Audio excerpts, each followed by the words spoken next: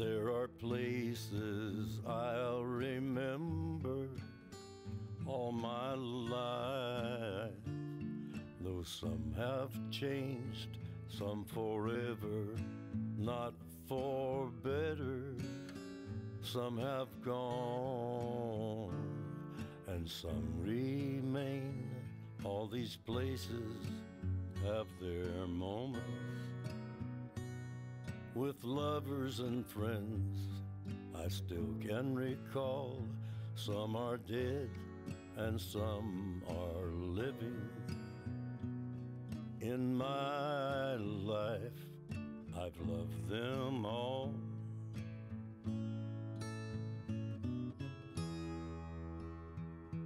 But of all these friends and lovers, there is no one compares with you, and these memories lose. Well, hello, Bob and Cara. Well, hi, Don. It's good to have you guys in this afternoon, and you can speak to some of your friends in faraway countries. Yes. Well, that's very good. We want to send our greetings to all of our brothers and sisters and friends that are located in Croatia, a small country, but a very beautiful country. It is.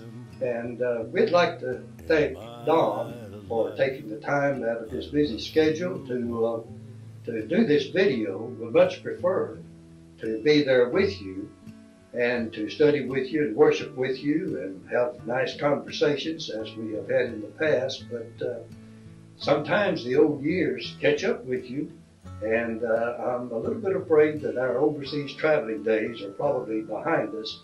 So this is the next best thing that we can communicate with you through this video. Well, let's talk just a little bit about Croatia. Where did you go on your first trip over to Croatia? The first trip was made in 1994. It was right after our second trip to Lugansk, as I recall. And we had begun supporting two young men, Mladen Dominic and Vlado Pusenko, and they were really just helpers at the church there in Zagreb. And we'd started supporting them earlier in the year, and we felt like, well, we need to at least meet the people that we are supporting. And so we had gone to Lugansk, and once that visit was over, we were going to Croatia to meet Mladen and Vlado. But one interesting thing happened to us. About 2:30 or 3 o'clock in the morning, just before we were ready to leave Lugansk for Croatia, we had a telephone call from the elders at Northeast saying, don't go to Croatia. The State Department has put them on a no-visit list. This was during the Croatian-Serbian War, Civil War, and they said don't go. So we got in touch with our contact there in Croatia, who happened to be Mladen Jovanovic at the time, and told him that we wouldn't be coming and the reason why. And then we got to thinking about it. And we thought, if Lufthansa flies in to Zagreb, it ought to be safe. Otherwise, they wouldn't fly in. So we decided, I think we'll just go if Lufthansa flies in. So I called up Mladen Jovanovic again and says, we've changed our mind, we're coming. But I didn't let the elders of the church here know until we actually got to Croatia, because I remember it was Don Buck, and he was very adamant that we not go.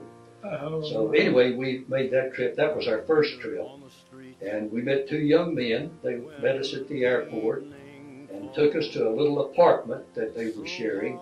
Just outside the apartment was several of the United Nations vehicles trying to maintain some element of peace there in that particular area. But we had no problems. Everything went fine. And that was the first time you met Vlado and Mladen? That's right. Mm-hmm. And you had met Mladen Jovanovic before, or? No. I don't believe we had ever met him before. I don't think he had been to Okay. Northeast. How did you know about at that time? the work there? Well, he was the one that suggested that, well, he was looking for some support, the two guys.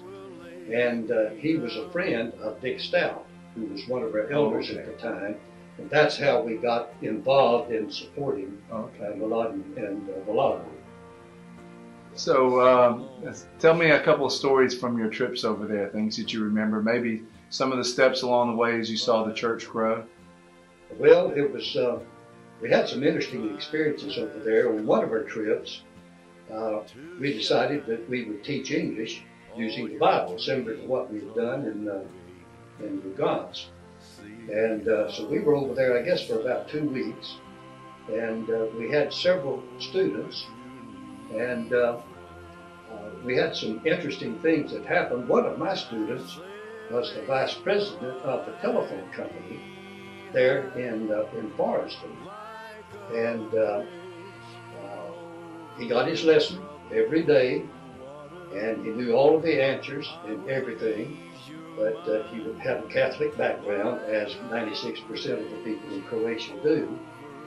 And we happened to be studying in the book of Mark, and we came to the passage that spoke about Peter's mother-in-law.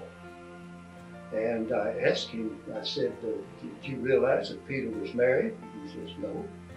And I said, that's kind of interesting, isn't it? And so anyway, that was kind of an interesting story, but it didn't seem to change his mind any at all.